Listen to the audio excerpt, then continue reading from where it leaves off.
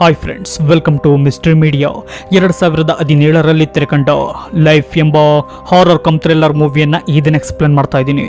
Video ತುಂಬಾ thrilling ಆಗಿರುತ್ತದೆ, so ವಿಡಿಯೋನ ಕೊನೆಯವರೆಗೂ ನೋಡಿ.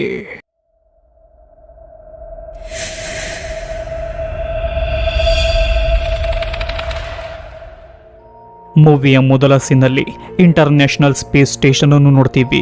ಅದರಲ್ಲಿ 6 ಜನರು ಆಸ್ಟ್ರೋನಾಟ್ಸ್ ಇರ್ತಾರೆ. ಅವರ ಹೆಸರು ಮೆಡಿಕಲ್ ಆಫೀಸರ್ ಆದ ಡೇವಿಡ್, ಕ್ವಾರಂಟೈನ್ ಆಫೀಸರ್ ಆದ ಮಿರಾಂಡಾ, ಎಕ್ಸ್ ಬಯೋಲಜಿಸ್ಟ್ ಆದ ಡಾಕ್ಟರ್ ಯೋಗ್, ಕಮಾಂಡರ್ ಆದ ಕೇಟ್, ಪೈಲಟ್ ಆದ ರೋರಿ, ಕೊನೆಯದಾಗಿ ಸಿಸ್ಟಮ್ ಇಂಜಿನಿಯರ್ ಆದ ಶೋ.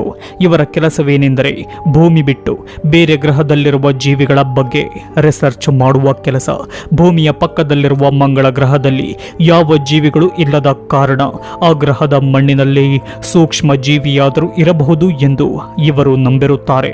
ಹಾಗಾಗಿ ಅವರು ಪಿಲಿಗ್ರಿಮ್ 7 ಎಂಬ ಕ್ಯಾಪ್ಸಲ್ನಿಂದ ಮಂಗಳ ಗ್ರಹಕ್ಕೆ ಒಂದು ರೋಬೋಟ್ ಅನ್ನು ಕಳಿಸುತ್ತಾರೆ. ಆ ರೋಬೋಟ್ ಮಂಗಳ ಗ್ರಹದ ಮಣ್ಣನ್ನು ಕಲೆಕ್ಟ್ ಮಾಡಿಕೊಂಡು ಪುನಃ ಪಿಲಿಗ್ರಿಮ್ 7 ಕ್ಯಾಪ್ಸಲ್ನಿಂದ ಸ್ಪೇಸ್ನ ಕಡೆಗೆ ಹೋಗುತ್ತದೆ.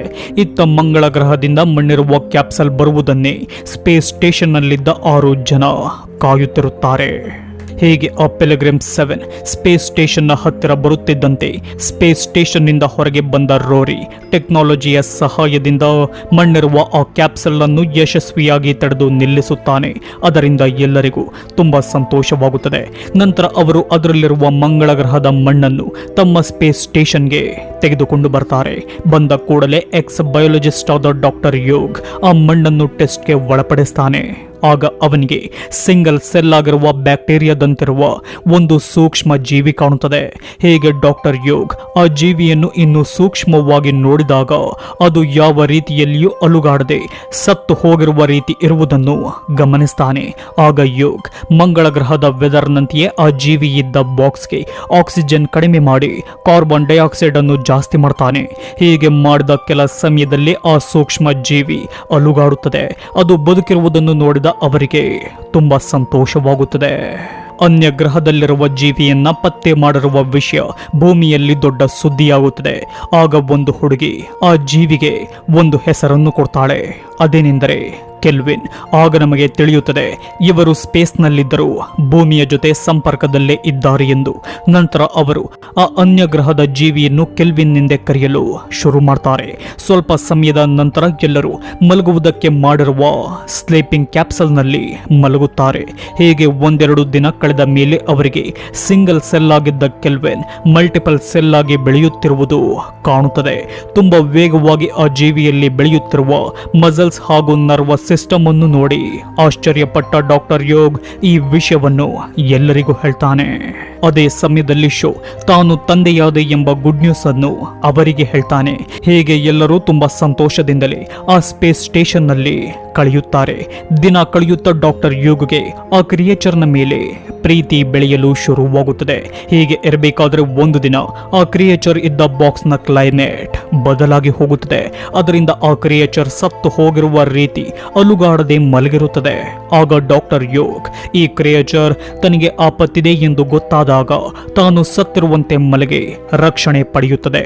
ಹಾಗಾಗಿ ನಾವು ಸ್ವಲ್ಪ ಮಟ್ಟಿಗೆ ಅದಕ್ಕೆ ಕರೆಂಟ್ ಶಾಕ್ ಕೊಟ್ಟರೆ ಆ ಕ್ರಿಯೇಚರ್ ಪುನಃ ಆಕ್ಟಿವ್ ಆಗುತ್ತದೆ ಎಂದು ಅವರಿಗೆ ಹೇಳಿ ಅದಕ್ಕೆ ಶಾಕ್ ಕೊಡಲು ಒಂದು ಗ್ಲಾಸ್ನಿಂದ ಮಾಡಿರುವ ಕರೆಂಟ್ ಸ್ಟಿಕ್ ಅನ್ನು ತೆಗೆದುಕೊಳ್ತಾನೆ. ಹೀಗೆ ಅದಕ್ಕೆ 1-2 ಬಾರಿ ಕರೆಂಟ್ ಶಾಕ್ ಕೊಟ್ಟ ಕೂಡಲೇ ಆ ಕ್ರಿಯೇಚರ್ ಯೋಗ್ನ ಕೈಯನ್ನು ಲಾಕ್ ಮಾಡುತ್ತದೆ. ಅದರ ಹಿಡಿತ ಹೇಗಿರುತ್ತದೆ ಎಂದರೆ ಯೋಗ್ ಅದರಿಂದ ತನ್ನ ಕೈಯನ್ನು ಬಿಡಿಸಿಕೊಳ್ಳಲು ಆಗುವುದೇ ಇಲ್ಲ. ಆಗ ಯೋಗ್ ಪುನಃ ಕರೆಂಟ್ ಶಾಕ್ ಕೊಡಲು ನೋಡ್ತಾರೆ. ಆಗ ಯೋಗ್ನ ಕೈ ಮೂಳೆಯನ್ನು ಆ ಕ್ರಿಯೇಚರ್ ಪುಡಿ ಮಾಡಿಬಿಡುತ್ತದೆ. ಇದನ್ನೆಲ್ಲ ನೋಡುತ್ತಿದ್ದ ಲ್ಯಾಬ್ನ ಹೊರಗಿನವರಿಗೆ ತುಂಬಾ ಗಾಬರಿಯಾಗುವಾಗ ಯೋಗ್ನ ಬೆರಳನ್ನೆಲ್ಲ ಆ ಕ್ರಿಯೇಚರ್ ಮುರಿದಾಕಿ ಬಿಡುತ್ತದೆ. ಅದರಿಂದ ಅತಿಯಾದ ನೋವು ಅನುಭವಿಸಿದ ಯೋಗ್ ಪ್ರಜ್ಞೆ ತಪ್ಪುತ್ತಾನೆ. ನಂತರ ಯೋಗ್ನ ಕೈ ಗ್ಲೌಸ್ನಿಂದ ಹೊರಬಂದ ಕೂಡಲೇ ಆ ಕ್ರಿಯೇಚರ್ ಎಷ್ಟು ಸ್ಟ್ರಾಂಗ್ ಇದೆ ಎಂದು ಅವನ ಕೈ ಆಗಿರುವ ರೀತಿಯಿಂದ ನಮಗೆ ತಿಳಿಯುತ್ತದೆ. ಆಗ ಲ್ಯಾಬ್ನ ಹೊರಗಿದ್ದ ಅವರು ಯೋಗ್ಗೆ ಸಹಾಯ ಮಾಡಲು ಲ್ಯಾಬ್ಗೆ ಬರಲು ನೋಡಿದಾಗ ಆ ಕ್ರಿಯೇಚರ್ ಗ್ಲೌಸ್ನ ಮೂಲಕ ಹೊರಬರಲು ಪ್ರಯತ್ನ ಪಡುತ್ತಿರುವುದನ್ನು ಗಮನಿಸ್ತಾರೆ. ಆದರೆ ಆ ರಬ್ಬರ್ ಗ್ಲೌಸ್ ತುಂಬಾ ಸ್ಟ್ರಾಂಗ್ ಇದ್ದಿದ್ದರಿಂದ ಆಗುವುದಿಲ್ಲ. ಆಗ ಸುಮ್ಮನೆ ಕೂರದ ಆ ಕ್ರಿಯೇಚರ್ ಒಳಗೋಗಿ ಆ ಕರೆಂಟ್ ಶಾಕ್ನ ಗ್ಲಾಸ್ ಸ್ಟಿಕ್ ಅನ್ನು ಸುಲಭವಾಗಿ ಮುರಿದಾಕಿ ತೆಗೆದುಕೊಂಡು ಗ್ಲೌಸ್ ನ ಬಳಿ ಬರುತ್ತದೆ. ಬಂದು ಬುದ್ಧಿವಂತಿಕೆಯಿಂದ ಆ ಗ್ಲೌಸ್ ಅನ್ನು ಗ್ಲಾಸ್ ನ ತುದಿಯಿಂದ ಹೋಲ್ ಮಾಡುತ್ತದೆ. ಅದು ಪ್ರೆಷರ್ ಹಾಕಿ ಹೋಲ್ ಮಾಡುತ್ತಿರುವ ರೀತಿ ನೋಡಿದ ಎಲ್ಲರಿಗೂ ತುಂಬಾ ಶಾಕ್ ಆಗುತ್ತದೆ. ಹೀಗೆ ನೋಡುತ್ತಿದ್ದಂತೆ ಆ ಕ್ರಿಯೇಚರ್ ಸಣ್ಣ ಹೋಲ್ ನಿಂದ ಹೊರಬರುತ್ತದೆ. ಬಂದ ಆ ಕ್ರಿಯೇಚರ್ ಅಲ್ಲಿಯೇ ಇದ್ದ ಇಲಿಯ ಬಳಿ ಹೋಗುತ್ತದೆ. ಹೀಗೆ ಹೋಗಿ ಅದನ್ನು ಮುದ್ದಾಡಲು ಮುಂದಾಗುತ್ತದೆ. ಆದರೆ ಆ ಇಲಿ ಆ ಕ್ರಿಯೇಚರ್ಗೆ ಕಚ್ಚಿದ ಕೂಡಲೇ ಕೋಪಗೊಂಡ ಕ್ರಿಯೇಚರ್ ಅದನ್ನು ತುಂಬಾ ಭೀಕರವಾಗಿ ಕೊಂದು ಕ್ಷಣ ಮಾತ್ರದಲ್ಲಿಯೇ ಅದರ ರಕ್ತ ಕುಡಿದು ಇಲಿಯನ್ನು ನುಂಗಿ ಸಾಯಿಸಿ ಬಿಡುತ್ತದೆ. ಆಗ ರೋರಿ ತಡ ಮಾಡದೆ ಲ್ಯಾಬ್ನ ಒಳಗೆ ಎಂಟ್ರಿಯಾಗಿ ಗಾಳಿಯಲ್ಲಿ ತೇಲುತ್ತಿದ್ದ ಪ್ರಜ್ಞೆ ಇಲ್ಲದ ಯುಗ್ನನ್ನು ಎಳೆದುಕೊಂಡು ಅವರಿಗೆ ಒಪ್ಪಿಸುತ್ತಾನೆ. ಹೀಗೆ ರೋರಿ ಲ್ಯಾಬ್ನಿಂದ ಹೊರಬರಬೇಕೆನ್ನುವಷ್ಟರಲ್ಲಿ ವೇಗವಾಗಿ ಬಂದ ಆ ಕ್ರಿಯೇಚರ್ ರೋರಿಯ ಕಾಲಿಗೆ ಲಾಕ್ ಆಗುತ್ತದೆ. ಆಗ ರೋರಿ ತುಂಬಾ ಬಿಸಿ ಇರುವ ಆಕ್ಸಿಜನ್ ಕ್ಯಾಂಡಲ್ ಅನ್ನು ಅದರ ಮೇಲೆ ಇಟ್ಟ ಕೆಲ ಸಮಯದಲ್ಲಿ ಅಲ್ಲಿದ್ದ ಆ ಕ್ರಿಯೇಚರ್ ಬೇರೆ ಕಡೆಗೆ ಹೊರಟು ಹೋಗುತ್ತದೆ. ಆಗ ನಮಗೆ ತಿಳಿಯುತ್ತದೆ ಈ ಕ್ರಿಯೇಚರ್ ಇಲಿಯನ್ನು ತಿಂದ ಕೂಡಲೇ ಗಾತ್ರದಲ್ಲಿ ಸ್ವಲ್ಪ ದೊಡ್ಡದಾಗಿದೆ ಎಂದು. ಆಗ ರೋರಿ ಲ್ಯಾಬ್ನಿಂದ ಹೊರಗೋಗದೆ ನಾನು ಇದನ್ನು ಸಾಯಿಸುವೆ ಎಂದು ಅವರಿಗೆ ಹೇಳಿ ಬೆಂಕಿಯಿಂದ ಅದನ್ನು ಸುಟ್ಟು ಕೊಲ್ಲಲು ನೋಡ್ತಾನೆ. ವಿಚಿತ್ರವೇನೆಂದರೆ ಎಷ್ಟೇ ಬೆಂಕಿಯಿಂದ ಅದನ್ನು ಕೊಲ್ಲಲು ನೋಡಿದರೂ ಆ ಕ್ರಿಯೇಚರ್ಗೆ ಸ್ವಲ್ಪವೂ ಏನೂ ಆಗುವುದಿಲ್ಲ. ಆಗ ಆ ಕ್ರಿಯೇಚರ್ ಅವನಿಗೆ ಕಾಣುವುದಿಲ್ಲ. ಹೀಗೆ ರೋರಿ ಅದನ್ನು ಹುಡುಕಾಡುವಾಗ ಹಿಂದೆಯಿಂದ ಬಂದ ಆ ಕ್ರಿಯೇಚರ್ ರೋರಿ ಮುಖದ ಮೇಲೆ ಬಿದ್ದು ಅವನ ಬಾಯಿಯ ಒಳಗೆ ಹೊರಟು ಹೋಗುತ್ತದೆ. ಹೀಗೆ ನೋಡುತ್ತಿದ್ದಂತೆ ಆ ಕ್ರಿಯೇಚರ್ ಅವನ ದೇಹದ ಒಳ ಭಾಗಗಳನ್ನೆಲ್ಲ ತಿಂದು ಹಾಕಿ ರೋರಿ ರಕ್ತ ಕಕ್ಕಿ ತುಂಬಾ ಕೆಟ್ಟದಾಗಿ ಸಾಯುವ ಹಾಗೆ ಮಾಡುತ್ತದೆ. ನಂತರ ಆ ಕ್ರಿಯೇಚರ್ ರೋರಿಯ ಬಾಯಿಯಿಂದ ಹೊರಬಂದಾಗ ಅದನ್ನು ನೋಡಿದ ಅವರು ತುಂಬಾ ಗಾಬರಿಯಾಗ್ತಾರೆ. ಏಕೆಂದರೆ ರೋರಿಯ ದೇಹದ ಮಾಂಸವನ್ನೆಲ್ಲ ತಿಂದು ಆ ಕ್ರಿಯೇಚರ್ 3-4 ಪಟ್ಟು ದೊಡ್ಡದಾಗಿರುತ್ತದೆ. ನೋಡಲು ಆಕ್ಟೋಪಸ್ನ ರೀತಿ ಬೆಳೆದಿರುತ್ತದೆ. ಆಗ ಆ ಕ್ರಿಯೇಚರ್ ಲ್ಯಾಬ್ನಲ್ಲಿದ್ದ ಹೋಲ್ಗಳ ಮೂಲಕ ಅಲ್ಲಿಂದ ಹೊರಬರಲು ನೋಡುತ್ತದೆ. ಇದನ್ನು ತಿಳಿದ ಅವರು ಎಲ್ಲ ಹೋಲ್ಗಳನ್ನು ಕ್ಲೋಸ್ ಮಾಡಲು ನೋಡ್ತಾರೆ. ಆದರೆ ಆ ಕ್ರಿಯೇಚರ್ ಕೊನೆಯದಾಗಿ ಕ್ಲೋಸ್ ಮಾಡುತ್ತಿದ್ದ ಹೋಲ್ನಲ್ಲಿ ಕ್ಷಣಾರ್ಧದಲ್ಲಿಯೇ ಲ್ಯಾಬ್ನಿಂದ ಹೊರಗೆ ಹೊರಟು ಹೋಗುತ್ತದೆ.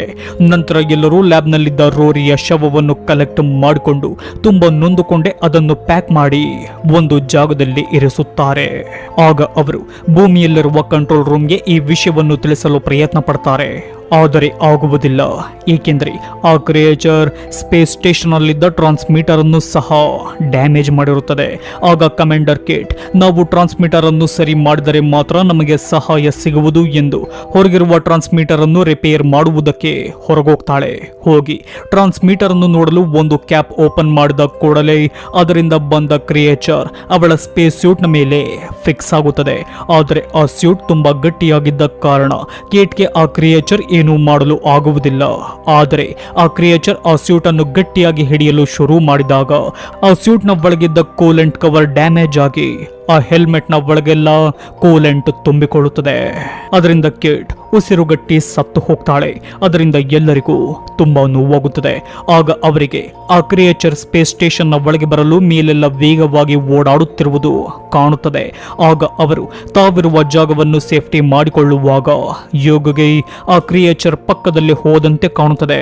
ಆಗ ಅವನಿಗೆ ಅನ್ನಿಸುತ್ತದೆ ಆ ಕ್ರಿಯೇಚರ್ ಒಳಗೆ ಎಂಟ್ರಿ ಆಗಿರಬಹುದೆಂದು. ಸ್ವಲ್ಪ ಸಮಯದ ನಂತರ ಯೋಗ್ ಹಾರ್ಟ್ ಅಟ್ಯಾಕ್ ಆದಂತೆ ಪ್ರಜ್ಞೆ ತಪ್ಪಿ ಬೀಳ್ತಾನೆ.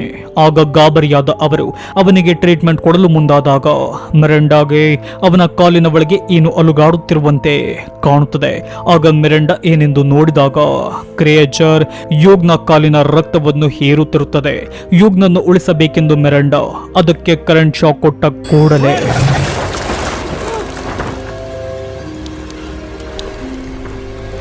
Get out of here.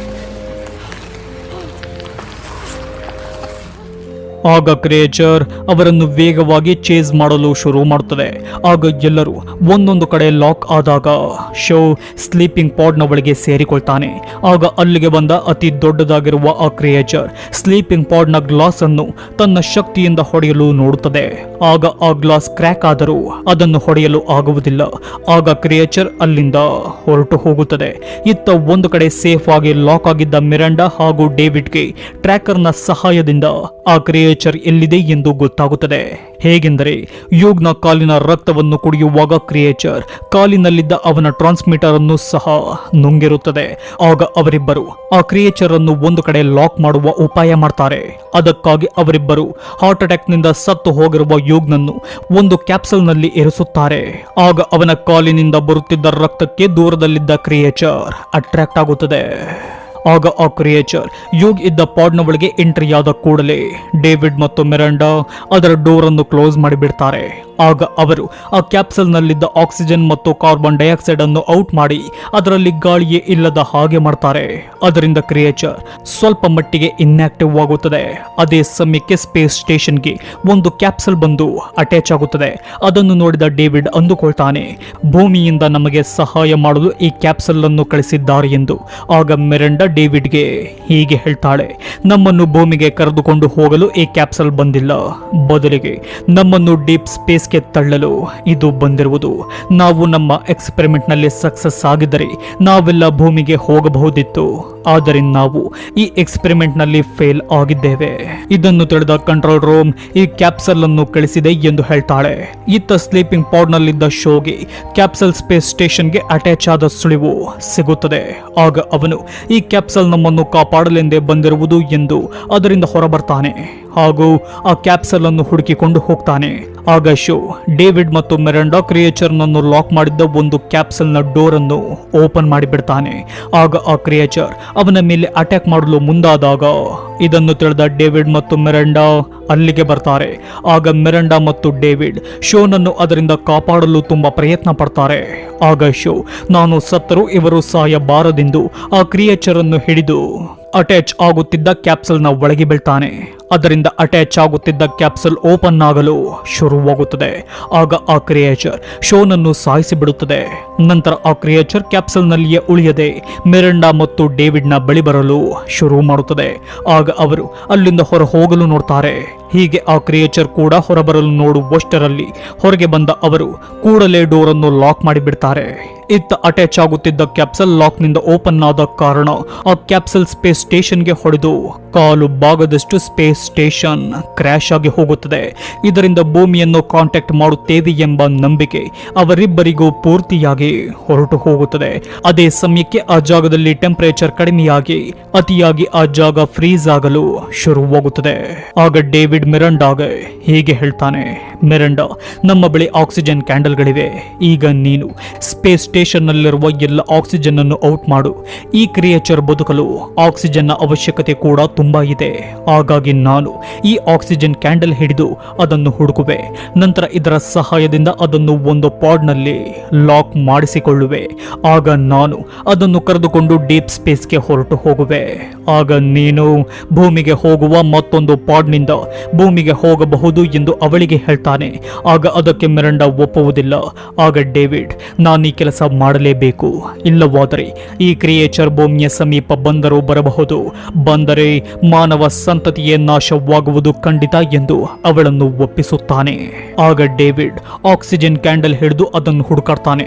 ಹೀಗೆ ಭಯದಿಂದ ಹುಡುಕಾಡುವಾಗ ಬಂದ ಕ್ರಿಯೇಚರ್ ಆ ಆಕ್ಸಿಜನ್ ಕ್ಯಾಂಡಲ್ ಅನ್ನು ಕಿತ್ತುಕೊಂಡು ಅದರಿಂದ ಬಂದ ಆಕ್ಸಿಜನ್ ಅನ್ನು ಹೀರಿಕೊಳ್ಳಲು ಶುರು ಮಾಡುತ್ತದೆ. ಆಗ ಡೇವಿಡ್ ಮತ್ತೊಂದು ಆಕ್ಸಿಜನ್ ಕ್ಯಾಂಡಲ್ ಅನ್ನು ಆಕ್ಟಿವ್ ಮಾಡಿದಾಗ ಆ ಕ್ರಿಯೇಚರ್ ಅದನ್ನು ಖಾಲಿ ಮಾಡಿ ಆಕ್ಟಿವ್ ಆಗಿರುವ ಮತ್ತೊಂದು ಆಕ್ಸಿಜನ್ ಕ್ಯಾಂಡಲ್ ಅನ್ನು ಸುತ್ತಿಕೊಳ್ಳುತ್ತದೆ. ಹೀಗೆ ಒಂದೊಂದೇ ಆಕ್ಸಿಜನ್ ಕ್ಯಾಂಡಲ್ ಅನ್ನು ಕೊಡುತ್ತಾ ಡೇವಿಡ್ ಡೀಪ್ ಸ್ಪೇಸ್ಗೆ ಹೋಗುವ ಪಾಡ್ ನಲ್ಲಿ ಅದನ್ನು ಕರೆಸಿಕೊಳ್ತಾನೆ. ನಂತರ ಅಲ್ಲಿಯೂ ಅದಕ್ಕೆ ಆಕ್ಸಿಜನ್ ಕ್ಯಾಂಡಲ್ ಕೊಟ್ಟು ಮಿರಾಂಡಾಗೆ ಇನ್ಫಾರ್ಮ್ ಮಾಡ್ತಾನೆ. ಆಗ ಮಿರಾಂಡಾ ಭೂಮಿಗೆ ಹೋಗುವ ಪಾಡ್ ನಲ್ಲಿ ಎಂಟರ್ ಆದ ಕೂಡಲೇ ಸ್ಪೇಸ್ ಸ್ಟೇಷನ್ ನಿಂದ 2 ಪಾಡ್ಗಳು ಹೊರಬರುತ್ತವೆ. ಆಗ ಮಿರಾಂಡಾ ಒಂದು ವಾಯ್ಸ್ ರೆಕಾರ್ಡ್ ಮಾಡ್ತಾಳೆ. ಅದೇನೆಂದರೆ, ನಾವು ಮಂಗಳ ಗ್ರಹದ ಸಾಯಿಲ್ ಎಕ್ಸ್ಪೆರಿಮೆಂಟ್ ನಲ್ಲಿ ಫೇಲ್ ಆದ ಕಾರಣ ಒಂದು ಜೀವಿ ಬಲವಾಯಿತು. ಆ ಅನ್ಯ ಗ್ರಹ ಜೀವಿ 4 ಜನರನ್ನು ಬಲಿ ತೆಗೆದುಕೊಂಡಿತು. ಆ ಜೀವಿ ಏನಾದರೂ ನಮ್ಮ ಭೂಮಿಗೆ ಎಂಟ್ರಿ ಆದರೆ ಮಾನವ ಸಂತತಿ ನಾಶವಾಗುವುದು ಖಂಡಿತ. ಅದಕ್ಕಾಗಿ ಡೇವಿಡ್ ತಮ್ಮ ಪ್ರಾಣ ತ್ಯಾಗ ಮಾಡಿ ಆ ಜೀವಿಯನ್ನು ಉಪಾಯ ಮಾಡಿ ಕರೆದುಕೊಂಡು ಭೂಮಿಯಿಂದ ದೂರಕ್ಕೆ ಅಂದರೆ ಡೀಪ್ ಸ್ಪೇಸ್ಗೆ ಹೊರಟು ಹೋದರು ಎಂದು ಹೇಳ್ತಾಳೆ. ಇತ್ತ ಆ ಕ್ರಿಯೇಚರ್ ಡೇವಿಡ್ ನನ್ನು ತನ್ನ ಶಕ್ತಿಯಿಂದ ಲಾಕ್ ಲಾಕ್ ಮಾಡುತ್ತದೆ. ಹೀಗೆ 2 ಪಾಡ್ಗಳು, ಒಂದು ಭೂಮಿಯ ಕಡೆ ಹೋದರೆ ಮತ್ತೊಂದು ಡೀಪ್ ಸ್ಪೇಸ್ನ ಕಡೆ ಹೊರಟು ಹೋಗುತ್ತದೆ. ಹೀಗೆ ಭೂಮಿಯ ಕಡೆ ಪಾಡ್ ಬರುತ್ತಿದ್ದಂತೆ ಅದರಲ್ಲಿದ್ದ ಪ್ಯಾರಾಚೂಟ್ ಓಪನ್ ಆಗಿ ಆ ಪಾಡ್ ಸಮುದ್ರದ ತೀರದಲ್ಲಿ ಲ್ಯಾಂಡ್ ಆಗುತ್ತದೆ. ಆಗ ಅದನ್ನು ನೋಡಿದ ಕೆಲ ಮೀನುಗಾರರು ಆ ಪಾಡ್ನ ಬಳಿ ಬರ್ತಾರೆ. ಬಂದು ಗ್ಲಾಸ್ ವಿಂಡೋಯಿಂದ ನೋಡಿದಾಗ ಅವರಿಗೆ ಕ್ರಿಯೇಚರ್ನಿಂದ ಲಾಕ್ ಆಗಿರುವ ಡೇವಿಡ್ ಕಾಣ್ತಾನೆ. ಸ್ನೇಹಿತರೆ, ಡೇವಿಡ್ ಇದ್ದ ಪಾಡ್ ಡೀಪ್ ಸ್ಪೇಸ್ಗೆ ಹೋಗುವ ಪಾಡ್ ಅಲ್ಲ, ಅದು ಭೂಮಿಗೇನೆ ಬರುವ ಪಾಡ್ ಆಗಿದೆ. ಆದರೆ ಗಾಬರಿಯಿಂದ ಅವರು ಕನ್ಫ್ಯೂಸ್ ಮಾಡಿಕೊಂಡು ಡೇವಿಡ್ ಭೂಮಿಗೆ ಬಂದರೆ ಮೆರೆಂಡಾ ಡೀಪ್ ಸ್ಪೇಸ್ಗೆ ಹೊರಟು ಹೋಗಿರ್ತಾಳೆ.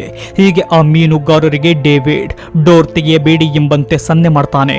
ಅದನ್ನು ಸರಿಯಾಗಿ ಅರ್ಥ ಮಾಡಿಕೊಳ್ಳದ ಅವರು ಡೋರ್ ಅನ್ನು ತೆಗೆಯಲು ಮುಂದಾದಾಗ ಅಲ್ಲಿಗೆ ಮತ್ತೆರಡು ಬೋಟ್ಗಳು ಬರುತ್ತವೆ. ಆಗ ನಮಗೆ ಮುಂದೆ ಏನಾಗಬಹುದೆಂಬ ಕುತೂಹಲ ಹೆಚ್ಚುತ್ತದೆ. ಅಲ್ಲಿಗೆ ಲೈಫ್ ಮೂವಿ ಎಂಡ್ ಆಗುತ್ತದೆ.